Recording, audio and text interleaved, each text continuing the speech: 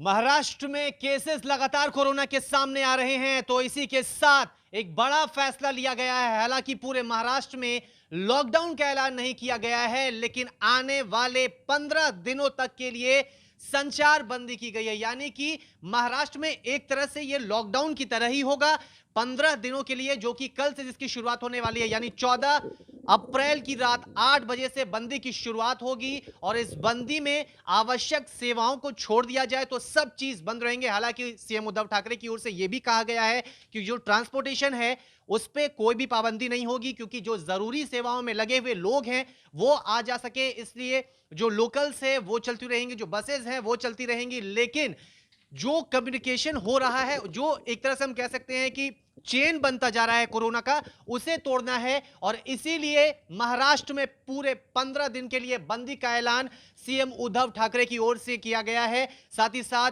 महाराष्ट्र के सीएम उद्धव ठाकरे ने यह भी कहा है कि यह फैसला बहुत कठिन है और बेमन से लेना पड़ रहा है, लेकिन लगातार केसेस जो सामने आ रहे हैं, 24 घंटे की बात करें तो महाराष्ट्र में तकरीबन 60,000 का आंकड़ा पार किया है। नए केसेस 60,000 से ज्यादा आए हैं। अकेले मुंबई की बात करें तो 7,000 से ज्यादा नए केसेस मुंबई में भी सामने आए हैं पिछले 24 घंटे में।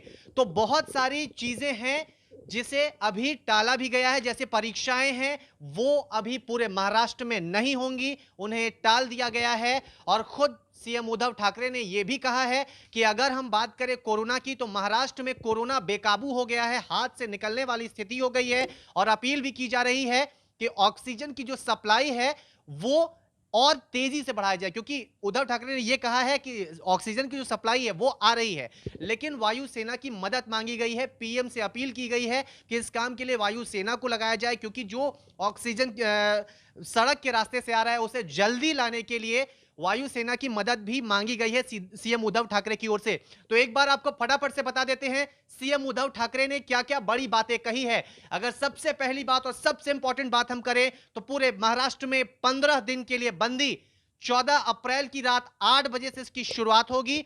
जो लोग आवश्यक सेवाओं में लगे हैं उनके लिए छूट होगी, लेकिन जो भी लोग बेवजह घर से निकलेंगे उन पर सख्ती होगी। साफ तौर पे अपील की गई है, हाथ जोड़ के सीएम की ओर से अपील की जा रही है कि अगर काम नहीं है तो घरों से बाहर ना निकलें, क्योंकि घर से बाहर निकलेंगे तो कोरोना का जो चेन है वो लगातार बनता जाएगा और उसी चेन को तोड़ना है। कल से जिस मुहिम की शुरुआत हो रही है उसे नाम दिया गया है ब्रेक द चेन मुहिम। तो कुल मिलाकर सीएम ने यही कहा है कि अगर काम नहीं है तो घर से बाहर नहीं निकलना है। और पूरे राज्य में धारा 144 भी लागू की गई है। इसके अलावा जहां पर बाई इलेक्शन होने वाले हैं वहां पर थोड़े टाइम के लिए छूट है, लेकिन इलेक्शन खत्म होते ही वहां पर भी वही सारे नियम लागू हो जाएंगे। पंडरगढ़ की बात कर रहे हैं, वहां पर भी यही सारे नियम लागू होंगे जो पूरे महाराष्ट्र में हो रहे हैं। अगर काम नहीं है तो घर से बाहर नहीं निकलना है।